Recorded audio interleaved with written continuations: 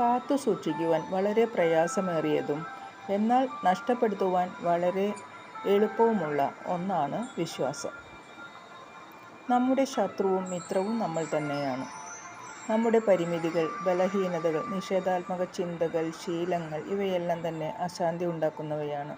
തദവസരത്തിൽ നമ്മൾ ചെയ്യുന്ന കർമ്മങ്ങൾ ഗുണത്തെക്കാളേറെ ദോഷമുണ്ടാക്കുന്നതായിരിക്കും.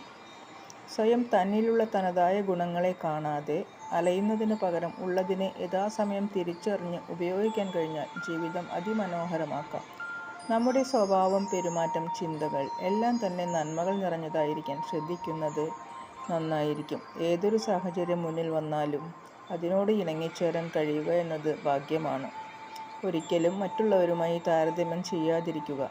കാരണം ഒരാളെപ്പോലെ മറ്റൊരാൾക്ക് ആയിത്തീരാനാവില്ല. ഓരോരുത്തരുടെയും രൂപഭാവങ്ങൾ, സങ്കല്പങ്ങൾ, ചിന്താരീതികൾ, സ്വഭാവ സംസ്കാരങ്ങൾ എല്ലാം തന്നെ വ്യത്യസ്തമായിരിക്കും.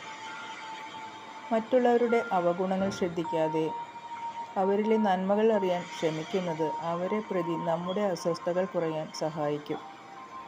വളരെ സ്നേഹത്തോടെ എല്ലാവർക്കും ശുഭരാത്രി. Good night.